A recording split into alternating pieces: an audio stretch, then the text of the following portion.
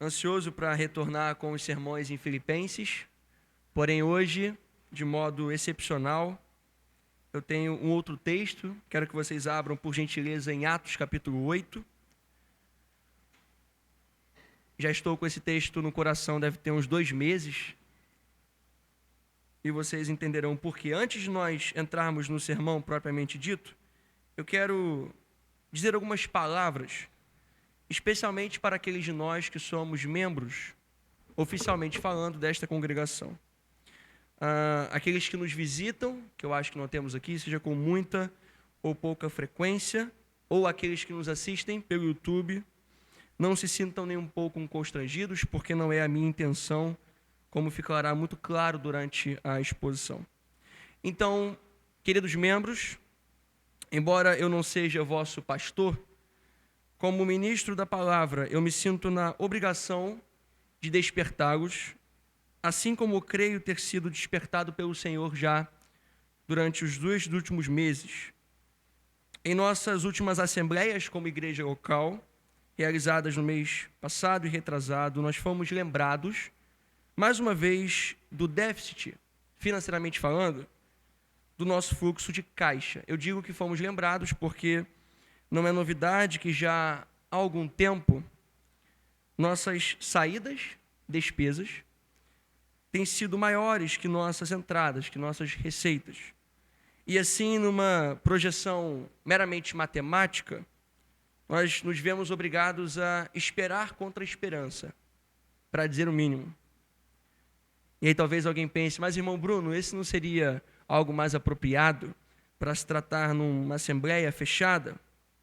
Por que você está falando disso publicamente? Eu respondo que sim, isso cabe muito a nossas assembleias fechadas. Como já temos feito, temos falado disso. Mas eu penso também que precisamos levar os irmãos a entenderem que existem lições bíblicas para momentos como este que estamos atravessando, que vão muito além da questão financeira. E é por isso que eu disse que aqueles que não são membros oficialmente, ou os que nos assistem pela internet, não precisam ficar constrangidos, porque não vou falar de dinheiro. Os que conhecem nossa conduta como igreja, os que têm acompanhado as ênfases deste púlpito, e mais ainda, os que convivem de perto com a liderança deste corpo local, sabem que não podemos ser acusados de teólogos da prosperidade. Na verdade, nós somos aqueles que condenam toda a pompa e ganância dos falsos mestres que transformam a igreja de Deus em empresas. Nós podemos, ainda que com toda humildade, invocar ao Senhor por testemunha e dizer como Paulo que cada crente que vem até este lugar sabe com que simplicidade e que sinceridade os nossos pastores, diáconos e pregadores têm se comportado. Não somos uma igreja perfeita, mas temos lutado para ser. E ainda que nós saibamos que essa perfeição só será atingida no dia final, nós aspiramos por essa perfeição agora e procuramos ao máximo ser fiéis em cada tio e em cada vírgula, em teoria e em prática.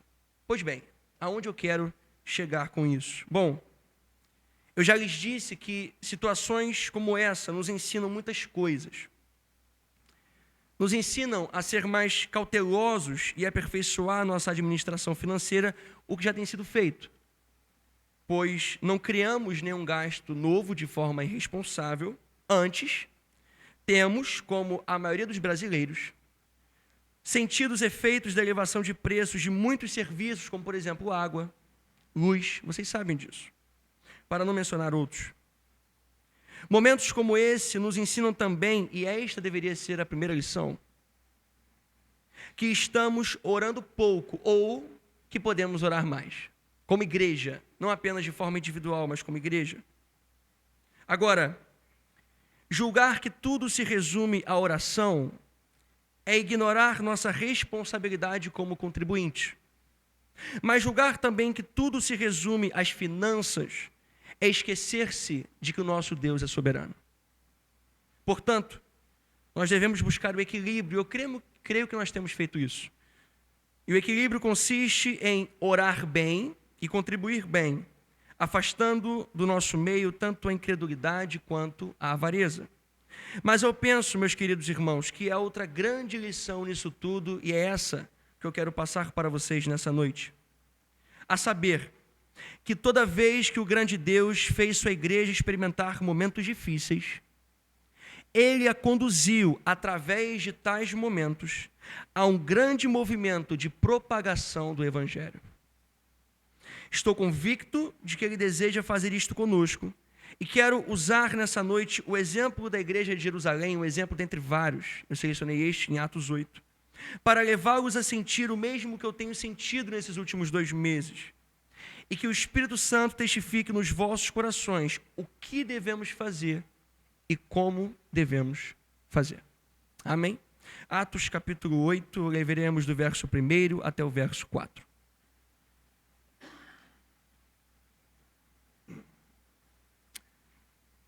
Atos capítulo 8 diz assim, a palavra de Deus. E também Saulo consentiu na morte dele. E fez-se naquele dia uma grande perseguição contra a igreja que estava em Jerusalém. E todos foram dispersos pelas terras da Judéia e de Samaria, exceto os apóstolos. E uns homens piedosos foram enterrar Estevão e fizeram sobre ele grande pranto.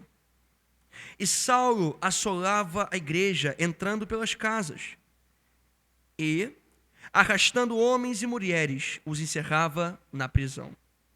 Mas os que andavam dispersos iam por toda parte, anunciando a palavra. Vamos orar? Senhor Deus querido, nos ajude. Venha, ó bendito Espírito, tu que já habitas dentro de nós, e use-nos como tuas testemunhas, para que os moradores deste bairro possam dizer a nosso respeito o mesmo que Paulo falou a respeito da igreja de Macedônia, que da sua profunda pobreza eles abundaram em riquezas de generosidade. Que a nossa generosidade não apenas se manifeste no alívio material de muitos crentes, mas principalmente na evangelização daqueles que estão ao nosso redor, dos incrédulos. Em nome de Jesus. Amém. A doutrina que eu irei propor nessa noite é a seguinte, irmãos. A pregação da palavra, ou seja, a propagação da mensagem do Evangelho, como ensinada pelos apóstolos e preservada pelas igrejas fiéis ao longo da história, é tarefa primária de toda congregação cristã. E, portanto, cabe-nos reavaliar o quanto temos nos dedicado a ela. Em outras palavras, ou em termos mais simples, eu vou falar de evangelismo. Evangelismo prático, de forma individual e de forma coletiva como igreja. E para isso eu quero dividir o nosso texto em 2 partes, bem simples. A primeira parte eu falarei da pregação como a causa da perseguição, que vai dos versos 1 até o verso 3. E a segunda parte, a pregação como a consequência da perseguição, a partir do verso 4. Então, em primeiro lugar, deixe-me mostrar-lhes como a pregação foi a causa da perseguição naquela época para a igreja em Jerusalém, dos versos 1 ao 3, e a sessão que nós lemos, que é uma sessão bem curta, ela é direta. Lucas é direto, ele diz, e Saulo também consentiu na morte dele. Apesar de eu achar que Robert Estienne, aquele que vocês sabem, que foi quem dividiu o Novo Testamento em versículos, deveria ter colocado essa parte no final do capítulo 7 e não no início do 8, se é que foi ele realmente quem fez isso. Há um sentido em que é muito proveitoso, e por isso que eu pedi para o Eduardo ler Atos 7, é muito proveitoso nós acabarmos de lembrar o que acontece no capítulo anterior. O porquê está dizendo que Saulo consentiu na morte dele. Dele quem? Se você conhece o capítulo 7 de Atos, você sabe que lá nós vemos o diácono Estevão pregando com toda intrepidez e ousadia a respeito do Senhor Jesus. Ele prega cheio do Espírito Santo e ele deseja convencer seus compatriotas, ou seja, os judeus, que Cristo é o Messias tão esperado. E para isso, Estevão mostra como desde Abraão até os seus dias, Todo o propósito de Jeová, o Deus dos seus pais, era exaltar Jesus, a quem eles haviam matado. Em outras palavras, enquanto aqueles homens achavam estar agradando a Deus com o assassinato daquele galileu, eles estavam, na realidade, provocando sua ira e seu juízo, pois aquele era o seu filho. E para isso, o Eduardo leu uma parte que vai me ajudar muito, que é a parte de Moisés. Se você reparou bem a leitura na liturgia, quando Moisés tenta se apresentar com base nele mesmo, o povo não o aceita. Então, quando Deus o comissiona, ele volta para libertar aquele povo, e está muito claro de que ele não foi até aquele povo segundo a sua própria ideia, mas porque Deus o havia enviado. Por que Estevão está pregando dessa forma? Ele está mostrando que nos seus dias veio alguém que é o verdadeiro, melhor e maior Moisés, que não veio por si mesmo, mas foi enviado por Deus para o povo, para libertá-los. E este é Jesus Cristo. E você lembra do efeito causado pela pregação naqueles judeus que estavam ouvindo? Eles sentem ódio, raiva, fúria. Eles querem matar Estevão e o fazem. Não estavam satisfeitos com o sangue do rei, agora derramam também o sangue de um dos seus súditos. E como se o relato da tragédia fosse acabar com uma descrição dos judeus homicidas de forma genérica, Lucas vira o seu holofote para um judeu em particular. Circuncidado ao 8º dia, da linhagem de Israel, da tribo de Benjamim, hebreu de hebreus, segundo a lei fariseu, segundo o zelo perseguidor de hereges, segundo a justiça que há na lei, irrepreensível. Qual o nome desse homem? Saulo. Saulo de Tarso. Saulo não era mais um na multidão, mas era, como ele mesmo vai dizer depois, um homem célebre. Nascido em Tarso, da Sicília, mas criado em Jerusalém, e instruído aos pés do famoso Gamaliel, segundo a exatidão da lei dos seus antepassados, sendo zeloso para com Deus, é aos pés desse homem chamado Saulo que são colocadas as roupas do mártir Estevão. Você pode conferir isso no verso 58 do capítulo 7. É com o consentimento de Saulo que Estevão morre, e é por isso que nós lemos a parte inicial do capítulo 1 dizendo: e também Saulo consentiu na morte dele. Por quê? Porque esse tal Estevão alegou ver Jesus não apenas vivo, mas Estevão diz que viu Jesus à destra de Deus. Você pode conferir isso nos versos 55 e 56 do capítulo 7. Isso significava, irmãos, que Jesus era o Senhor exaltado junto a Deus. E você sabe, isso para os judeus era uma blasfêmia. Esta mensagem de que Jesus Cristo é o Rei do mundo não podia ser tolerada. E é por isso que, do modo passivo, de um mero consentimento, você vai ver agora no início do capítulo 8, Paulo indo para o modo ativo de agir com suas próprias mãos. Se há um grupo ensinando que Jesus é o Senhor do mundo e que ele governa ao lado de Yahvé, ele deve ser combatido. E por isso nós lemos no verso 3 desse capítulo que Saulo assolava a igreja, entrando pelas casas. Ele arrastava homens, arrastava mulheres e os encerrava na prisão. Essa é a razão também do capítulo seguinte, o capítulo 9, começar da seguinte maneira: e Saulo, respirando ainda ameaças e mortes contra os discípulos do Senhor, dirigiu-se ao sumo sacerdote, pedindo cartas para ir a Damasco, para as sinagogas, a fim de que se encontrasse alguns do caminho, quer homens, quer mulheres, os conduzisse presos a Jerusalém. Se tem alguém que não podia tolerar blasfêmias contra Deus, esse homem era Saulo. Saulo de Tarso. Talvez quando Estevão morreu diante dele, ele ainda sabia muito pouco a respeito da seita dos nazarenos, como nós fomos chamados nos primórdios. E por isso ele não atira nenhuma pedra, pelo menos é o que dá a entender o texto em Atos 7. Muito provavelmente ele chega a ouvir uma parte do sermão de Estevão, mas aquilo só aumenta a sua aversão para com essa nova religião. E quando então ele procura saber que fanáticos eram estes, os cristãos, ele não pensa duas vezes. E ele chega à seguinte conclusão: eu devo eliminá-los.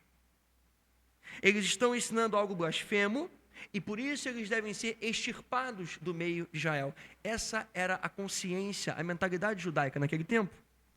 e que essa foi uma conclusão lógica, você pode conferir comigo no final do versículo 1 do nosso capítulo 8. Veja, diz que Paulo consente na morte de Estevão, e depois continua: e fez naquele dia uma grande perseguição contra a igreja que estava em Jerusalém, e todos foram dispersos pelas terras da Judéia e de Samaria, exceto os apóstolos.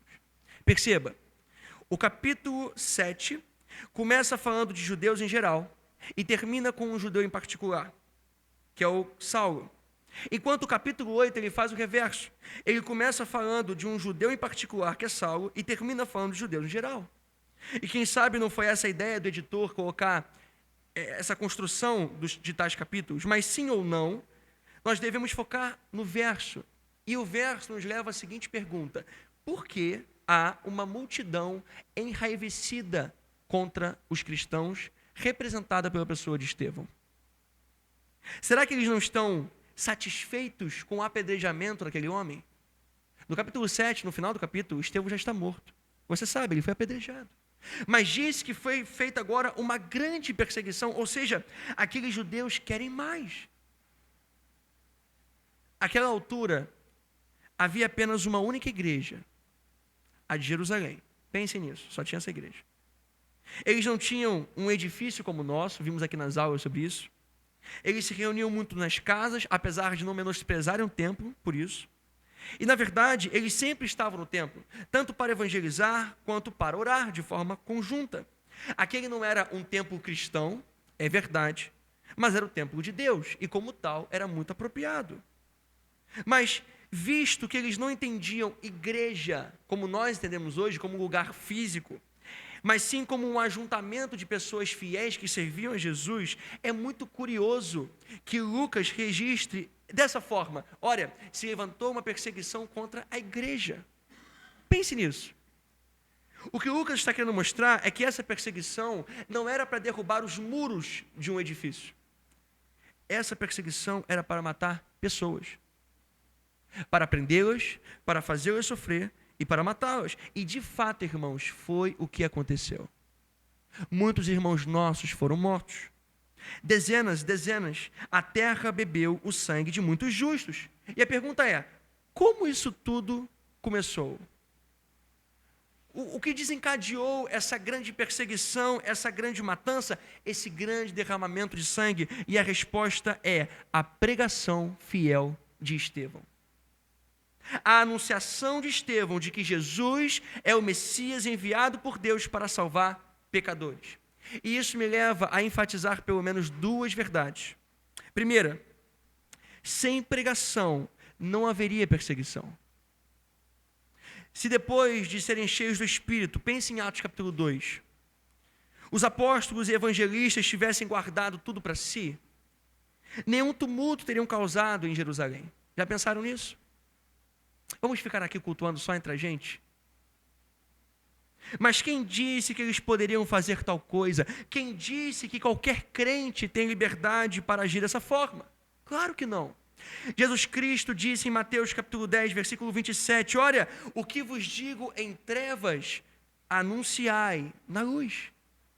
O que escutai ao ouvido, pregai-o sobre os telhados.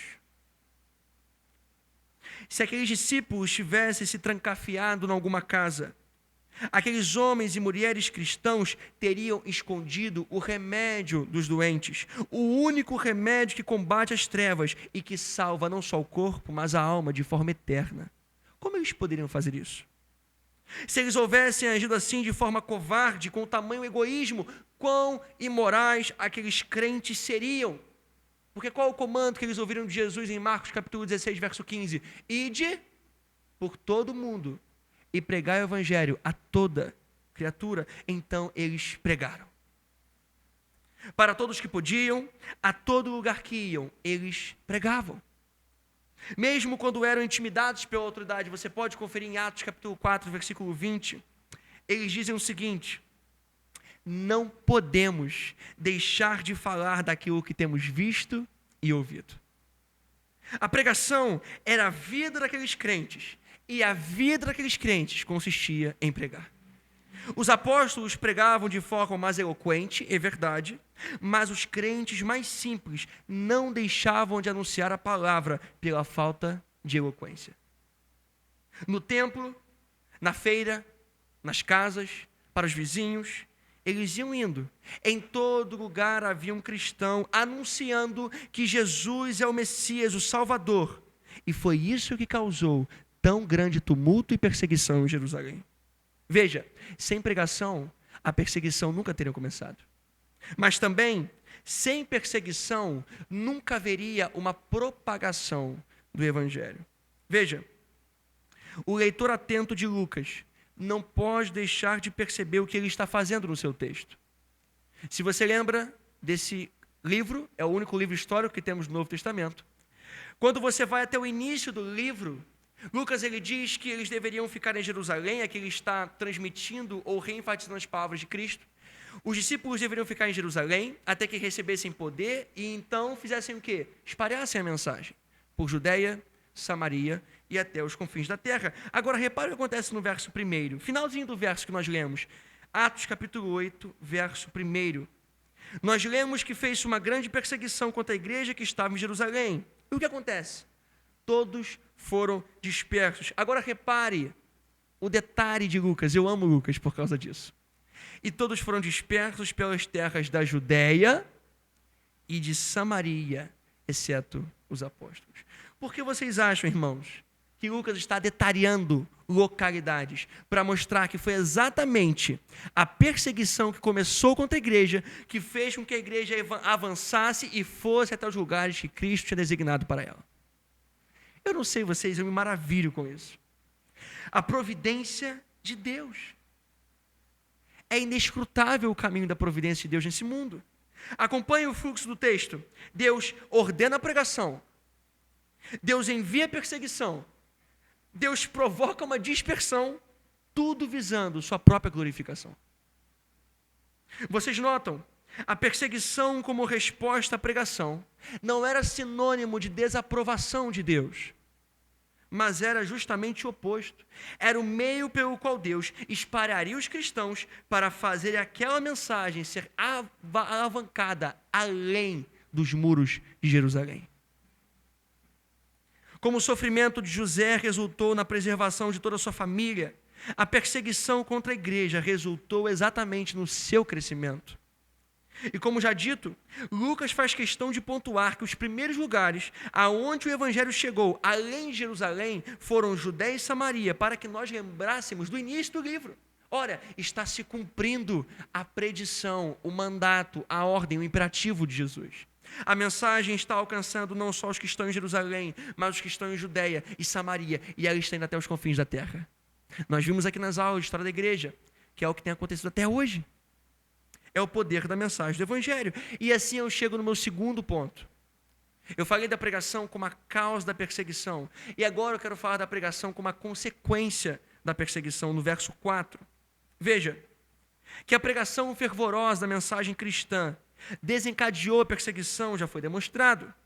Mas eu quero que vocês vejam também que, além de causa, ela foi a consequência. Sim, a pregação foi tanto a ação quanto a reação. Tanto a primeira investida da igreja quanto a sua última. Nós vemos no verso 1 que os cristãos são dispersos, ou seja, são espalhados, exceto os apóstolos, que deveriam ficar em Jerusalém a fim de fazer algum trabalho. O verso 2 fala de alguns crentes enterrando Estevão. Veja comigo. E os homens piedosos foram enterrar Estevão e fizeram sobre ele grande pranto. Esse era um costume judaico muito antigo. Quando você tinha alguém muito querido no seu meio, você levava aquele corpo, você pranteava por ele. Você pranteava, algo muito parecido como tem na sociedade dos nossos dias. E esse versículo pode não parecer, mas ele já começa a acentuar de forma implícita que dias difíceis iriam sobrevir sobre o povo de Deus. E não é diferente com o verso 3, porque como já mostrei, o verso 3 mostra Saulo como um animal feroz, arrastando cristãos indefesos para as prisões e tratando-os da maneira mais vil possível, com crueldade. Ou seja, em resumo, todo o início do capítulo 8 retrata um período sombrio para o povo de Deus. A igreja em Jerusalém não estava promovendo uma festividade. Eles estavam passando por dias difíceis. Nós não estamos, relativamente falando, passando também? Eles são perseguidos e espalhados. Sim, ainda perdem um santo diácono. São por Saulo assolados e aprisionados. E quanto mais pregavam, mais eram atribulados. Que difícil, né? Você prega, a fim de converter os homens, e só dificulta. E a minha pergunta para vocês, irmãos, e agora para a nossa igreja, ela vai ser direta, específica. O que nós faríamos no lugar daqueles irmãos? Será que nós desistiríamos alegando que não vale a pena servir a Cristo? Será que nós murmuraríamos dizendo que não merecemos passar por tão grande provação? Será que nós sucumbiríamos diante da ideia de perder cônjuge e filhos em nome da fé, porque é isso que estava acontecendo? Nós repensaríamos, sugerindo que deveríamos mudar a mensagem para torná-la mais palatável aos ouvintes e para encher esses bancos? Será que nós inovaríamos, considerando que a nossa liturgia de culto é por demais antiquada e ofensiva, talvez para alguns outros? O que nós faríamos? O que nós faríamos? Eu vou dizer para vocês o que eles fizeram. Pregaram ainda mais. Eles não desistiram, não murmuraram, não sucumbiram, não repensaram, não inovaram. Veja, por favor, comigo o verso 4. Eles pregaram, pregaram e pregaram. Verso 4 diz: mas os que andavam dispersos iam por toda parte, anunciando a palavra. O verso 1, ele só afirma que os crentes, por causa da perseguição, foram dispersos. E os versos 2 e 3 são como uma espécie de parêntese. Se Lucas não tivesse colocado o verso 4, você entenderia o seguinte: olha, eu não sei o que aconteceu com a igreja. Será que a igreja deixou de existir? Pense nisso. Os apóstolos ficam em Jerusalém. Aqueles outros irmãos simples, os crentes comuns, eles saem de Jerusalém e se espalham por várias localidades. Se nós não tivéssemos o verso 4, a pergunta seria: será que cada um deles foi viver sua vida? E foi exercer seus dons naturais nos seus empregos e cada um tocar sua vida? Será que foi isso? Será que eles até renunciaram suas confissões de fé por medo da perseguição? E a resposta é não. Lucas diz: mas os que andavam dispersos iam por toda parte, anunciando a palavra. Irmãos, quando o poder de Deus vem sobre homens e mulheres, eles não podem se calar. Eles não podem deixar de falar da palavra, eles não podem deixar de querer evangelizar os outros lá fora. Eles são como Jeremias, quando diz no capítulo 20 do seu livro: não falarei mais no seu nome, mas isso foi no meu coração como um fogo ardente, encerrado nos meus ossos. Eu estou cansado de sofrer, não posso mais. O crente verdadeiro, ele é como o profeta Jeremias. Ele diz: Senhor, não dá mais. Nós tentamos ser fiéis, procuramos fazer o que é correto no teu culto, para ti, na tua obra, mas é tão difícil. As contas no Brasil não fecham, é tão complicado. Irmãos, eles pregaram ainda mais. O crente genuíno não pode deixar de falar das obras de Deus, ainda que nem todos dentre nós falem com a mesma ousadia ou a mesma desenvoltura.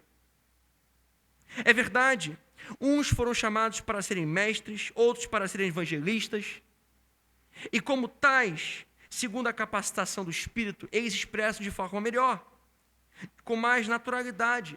Todavia, nem por isso o crente comum deixará de pregar. Entende o que eu digo? Eu me maravilho quando eu vejo o Ideraldo, ele vai na praça da freguesia, ele coloca um negocinho aqui, e ele prega a plenos pulmões, é maravilhoso. Nem todos nós temos esse dom, mas nem por isso temos a liberdade de esconder o remédio do paciente. Essa é a ideia. Quando você não prega o evangelho para aqueles que você conhece, você está escondendo a única forma que aquela pessoa pode ser salva. Às vezes eu oro e eu me sinto tão covarde no trabalho, e eu penso: eu nunca preguei para essa pessoa. Aquela pessoa, se ela não ouvir o evangelho, ela vai ser condenada, irmãos. Vocês entendem isso?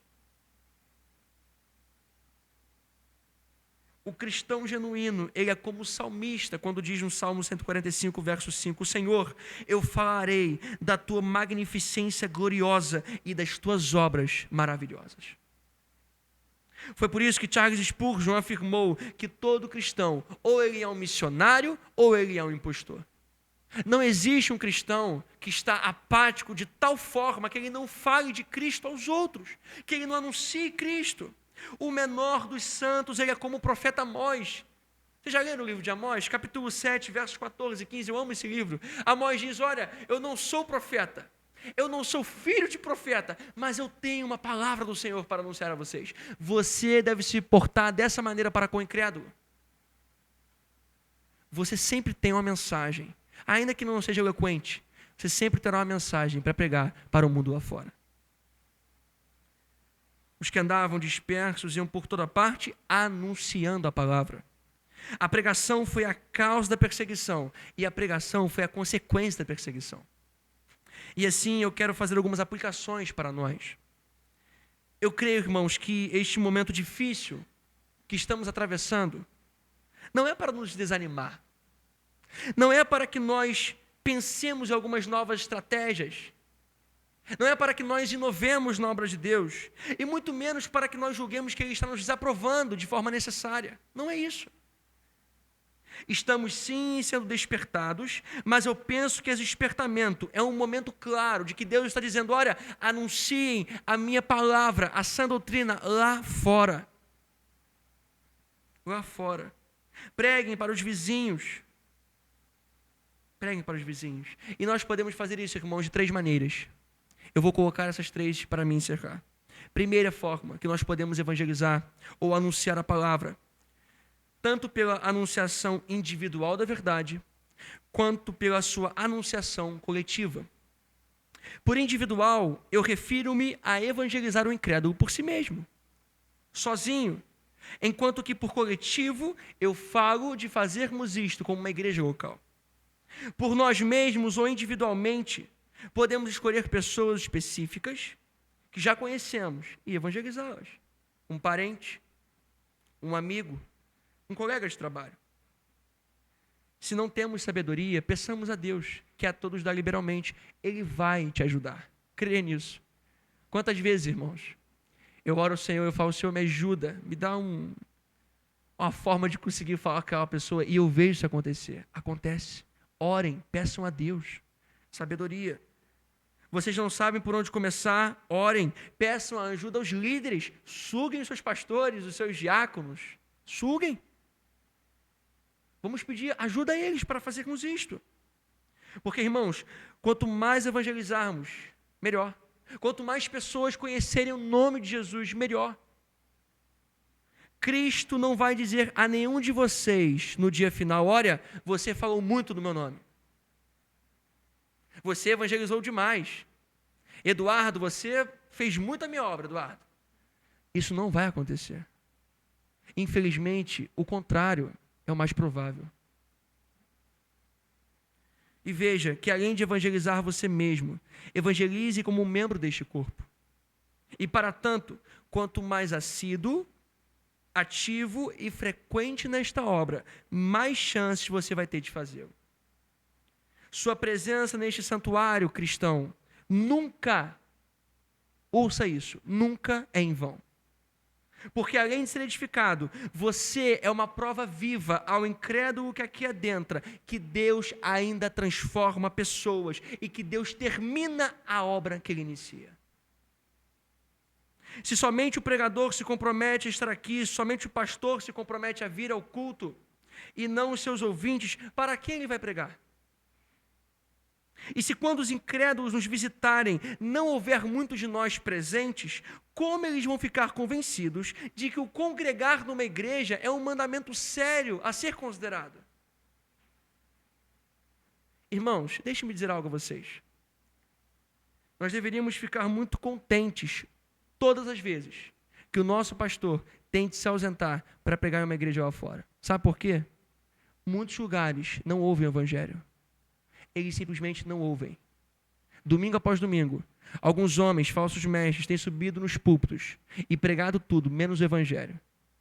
E muitos desses domingos, quando o nosso pastor está ausente, seja para ajudar alguma irmã, alguma igreja irmã, seja para pregar em algum lugar novo, nós deveríamos ficar contentes por causa disso, alegres. E quem dera todos os nossos pregadores estivessem espalhados pelo Rio de Janeiro. Vocês entendem? Não deveríamos ficar ressentidos e nos fechar na nossa denominação. Deveríamos pensar que antes da denominação, o evangelho é mais importante. As pessoas ouvirem falar de Jesus. Deus não nos deu mestres e evangelistas para que fiquemos em silêncio, mas para apenas que haja mais de uma maneira de propagar a mensagem. Anuncie a palavra você mesmo, do jeito mais humilde, mais simples que você conseguir, mas anuncie a palavra também como membro desta igreja local.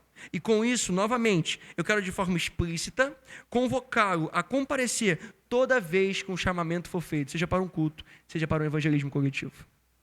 Segundo lugar, nós podemos anunciar tanto pela anunciação informal da verdade, quanto pela sua anunciação formal. E por essa distinção, eu quero ensinar-lhes que a verdade é anunciada tanto num púlpito, quanto fora dele. E é isto que eu tenho em mente com a distinção de formal e informal. A anunciação informal da verdade se dá quando, fora do culto, além de um ambiente reservado numa igreja, alguém prega a verdade de Deus a outra pessoa. E considere, Paulo foi muito exemplar nessa questão. Pense o seguinte, Paulo, ele pregou na margem de um rio. Lembra de Filipos? Na margem de um rio. Paulo, ele pregava em todas as prisões em que ele estava. E certamente ele também pregava enquanto fazia suas tendas, enquanto trabalhava. A oportunidade que o apóstolo tinha era para uma pregação do evangelho. Sabe, irmãos, sabe por que nós pregamos tão pouco e evangelizamos tão pouco? Não é porque nós sabemos pouco. A nossa igreja, pela misericórdia de Deus, sabe bastante. Temos pessoas capacitadas no nosso meio. Nós pregamos pouco porque ponderamos pouco que as pessoas estão indo para o inferno. E eu queria que você pensasse nisso. O culto vai acabar. Você e eu vamos pegar os nossos carros. Vamos para casa. E as pessoas que estão andando lá fora, nas boates, nos prédios, em cada lugar, se elas morrerem hoje, ou se Cristo voltar, elas serão condenadas eternamente.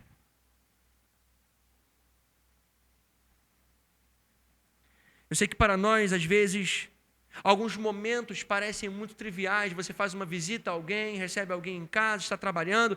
Aquilo parece muito trivial, mas às vezes é naquela situação que o Senhor vai te usar para chamar um de seus eleitos. Pense nisso.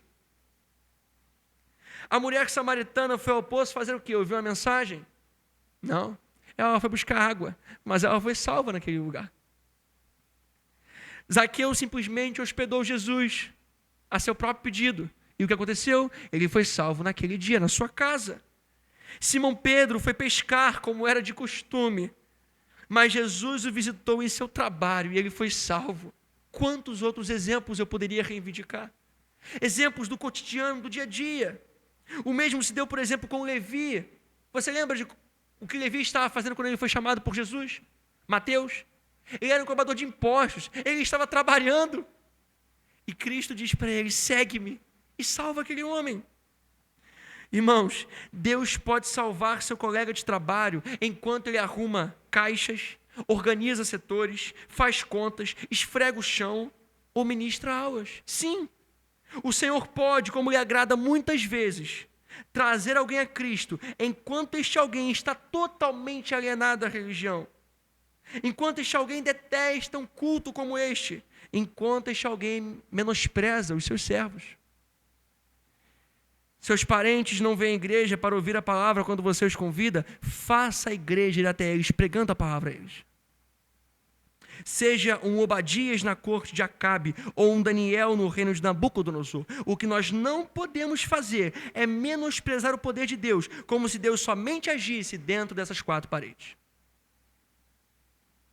Eu reconheço que no culto, onde há o que chama agora de anunciação formal, que é o que eu estou fazendo, a pregação, as pessoas ficam mais sensíveis, geralmente ficam mais abertas à mensagem do Evangelho, mas jamais esqueça que só o Espírito Santo pode converter de forma real uma pessoa. Não é a oratória do pregador, nem a experiência do pastor que fará a diferença final, mas estas são sim ferramentas comuns pelas quais o carpinteiro dá sequência à sua obra nesse mundo e, portanto, outra vez, desprezar o culto como se fosse algo pequeno é fazer pouco caso daquele para quem nós prestamos o culto. Em terceiro e último lugar, a última aplicação, nós podemos anunciar tanto pela anunciação incomum da verdade, quanto pela sua anunciação comum. A anunciação comum ou ordinária é aquela quando nós seguimos não um método estritamente definido de evangelismo, mas ao menos quando nós seguimos algumas diretrizes básicas que são úteis. Em outras palavras, a pregação mais convencional é aquela onde nós começamos mostrando para a pessoa quem é Deus, quem é o homem, qual o problema que surge disso e qual a solução do problema. Esse é o resumo do Evangelho. Esse é o modo mais comum e ordinário de se apresentar o Evangelho. Mas veja, há uma outra maneira também. Há o que vou classificar como anunciação incomum ou extraordinária, que ocorre quando nós não nos dirigimos a alguém para evangelizá-lo, mas o Senhor concede uma oportunidade a partir de um fator surpresa, e então nós passamos a anunciar a palavra para aquela pessoa. Já aconteceu isso com você? Às vezes você pega um Uber, e de repente o motorista toca num assunto, e aí você sente no coração que deve falar com aquele homem. Faça isso. Faça isso. Isso é o que eu chamo de anunciação incomum ou extraordinária. E é justamente o que foi feito no texto. Os crentes que estavam em Jerusalém, eles não fizeram planos para deixar a cidade santa. Pense nisso. Eles não tinham um projeto. Nós vamos fazer o cristianismo se tornar algo grande. Vamos para outro lugar. Não era essa a ideia. Mas uma vez que eles tiveram que deixar a cidade por causa da perseguição, eles aproveitaram para onde quer que fossem pregar o Evangelho. Há um texto paralelo ao nosso, eu quero ler aqui, Atos capítulo 11, verso 19 até o verso 21. Nós vemos o mesmo modelo. Não só a igreja em Jerusalém faz isso, mas outros irmãos também. Veja como é que a palavra pode ser anunciada não só de forma ordinária, comum, mas também de forma extraordinária. Atos capítulo 11, verso 19. Veja como a leitura, a escrita de Lucas é bem parecida. E os que foram dispersos pela perseguição que sucedeu por causa de Estevão, caminharam até a Fenícia, Chipre e Antioquia, não anunciando a ninguém a palavra, senão somente aos judeus. E havia entre eles alguns homens cíprios e sirenenses, os quais, entrando em Antioquia, falaram aos gregos, anunciando o Senhor Jesus. E a mão do Senhor era com eles, e grande número creu e se converteu ao Senhor. Já pensou se nós marcássemos um evento de evangelismo coletivo e fôssemos abençoados com esse tipo de frutificação? E grande número creu e se converteu. Quem sabe não é isso que o Senhor quer nos ensinar com esse momento? Que essa técnica não premeditada, mas arranjada pela providência, agrada a Deus, fica clara por outra passagem. E eu quero que vocês vão comigo agora, por favor, em Mateus capítulo 10. Leremos do verso 16 até o verso 23. Muito antes desses dias, enquanto a igreja sofria perseguição e aproveitava enquanto se dispersava para anunciar o Evangelho, muito antes, Jesus Cristo, o nosso mestre, o cabeça da igreja, já havia mostrado, ordenado como deveria ser a expansão do seu reino. Mateus capítulo 10, verso 16.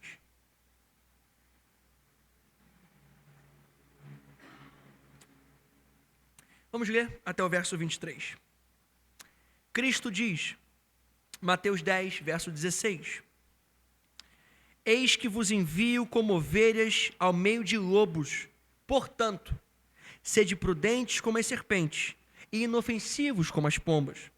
Acautelai-vos, porém, dos homens, porque ele vos entregarão os sinédrios e vos açoitarão nas suas sinagogas. E sereis até conduzidos à presença dos governadores e dos reis, por causa de mim, para lhes servir de testemunho a eles e aos gentios. Mas, quando vos entregarem, não vos dê cuidado como ou o que haveis de falar, porque naquela mesma hora vos será ministrado o que haveis de dizer.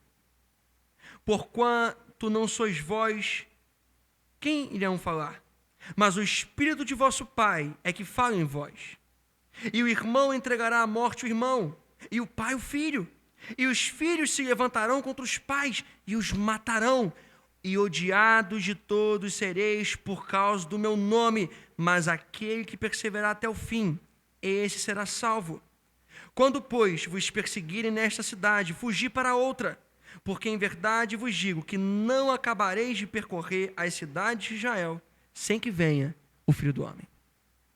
Qual é a estratégia, por assim dizer, de Cristo aqui? Olha, vocês serão perseguidos. Vocês serão odiados. Vocês sofrerão. O mundo militará contra vocês. E enquanto vocês forem dispersos, preguem em meu nome. Ah, mas nós não sabemos como fazer isso. O Espírito Santo ajudará vocês. Vocês veem, irmãos, como necessitamos, não somente do estudo, que é muito importante, do conhecimento, mas do agir do Espírito Santo sobre um corpo local? Nós, meus irmãos, devemos aprender com os gregos daquele relato de Homero. Você deve lembrar, já ouviram falar do cavalo de Troia? Lembra da história? Aquele cavalo oco, os homens se escondem dentro do cavalo, para que quando chegasse no terreno inimigo, surpresa, nós somos os cavalos de Troia nesse mundo. Considere o que você faz. O que Deus te deu num dom que você não exerce na igreja, mas no mundo lá fora. Você é um cavalo de Troia de Deus. Enquanto uma equipe do hospital acha que você está ali somente como técnico, enfermeiro, maqueiro ou médico, seja o que for. Na verdade, você está ali servindo como embaixador do Senhor Jesus. E em seu nome, você deve se portar para a sua glória com intencionalidade e prudência. E o mesmo se dá com aqueles de nós que são motoristas, empresários, atendentes, fiscais, advogados, barbeiros, professores, donos de casa, seja, pense o que você quiser. Você é o embaixador do Senhor Jesus. Se nós somos verdadeiramente convertidos, nós procuraremos fazer Cristo conhecido, ainda que com sabedoria, respeitando as pessoas e as regras dos lugares onde nós vamos. Então, para encerrar, irmãos, anuncie a palavra. Anunciemos a palavra. O evangelho que provém da Bíblia provém de um livro que não é um livro sagrado dentre muitos, mas o livro sagrado. Não é uma mensagem dentre tantas, mas a mensagem dada ao homem de uma vez por todas. E essa mensagem central, a obra expiatória de Jesus Cristo, é a única coisa que pode salvar a humanidade. Se as pessoas crerem, elas serão salvas, mas elas só crerão se nós pregarmos. Abraão arriscou sua própria vida pela pele de Ló, e nós faremos menos pela alma dos nossos conhecidos? Bombeiros e policiais se arriscam diariamente para salvar cidadãos aqui no Rio de Janeiro, e nós cruzaremos nossos braços enquanto os mesmos vão para o inferno? Que estejamos prontos para entrar nos lugares mais perigosos em nome do Evangelho, e que digamos como Esther: se perecer, pereci. Sabe por quê, irmãos? O Evangelho importa mais que a nossa vida. E para isso eu lembro de uma lição preciosa que eu aprendi com meu pai. Talvez eu nunca esqueça essa frase. Meu pai sempre disse: Deus sepulta o obreiro, mas leva adiante a sua obra. O trabalho é inteiramente dele. Que este momento de grande dificuldade sirva para a grande propagação do Evangelho, seja quando o anunciamos ou quando convidamos alguém para ouvir a sua anunciação neste lugar.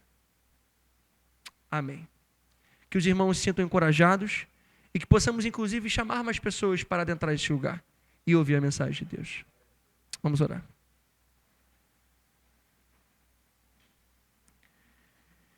Querido Senhor, nós nos sentimos um tanto envergonhados e humilhados porque sabemos que falhamos nesse ponto. Ó Senhor, a Tua doutrina é maravilhosa, os Teus ensinos são vida. Não permita que nós, que valorizamos isso, retenhamos para nós mesmos essas coisas. Coloca, não apenas no meu coração, não apenas no coração do Ideraldo, daqueles que já evangelizam com mais afinco, mas coloca em todos os membros desta casa um desejo sincero, genuíno, sim, Senhor, uma chama que queima, ó Deus, para ver pessoas se convertendo a Ti. Porque sabemos que a resposta última para o problema da violência do nosso país e da corrupção não são medidas sociais, é o Evangelho do Senhor Jesus. Que possamos então ter coragem para que, conforme nós avancemos e nós nos espalhemos nesses lugares, nos trabalhos, nas casas, nas vizinhanças, que nós anunciemos a palavra de Deus e que pessoas venham se converter ao Senhor, porque é o Teu Espírito que trabalha, ó Deus, e o Teu Espírito é poderoso. Aquele mesmo Espírito que um dia nos vivificou para uma nova vida, queremos ver e contemplar, se for bom aos Teus olhos, muitas pessoas se agregando a este santuário para uma nova vida também. Assim nós oramos em nome de Jesus. Amém e amém. Até semana que vem, irmãos, se o Senhor assim permitir.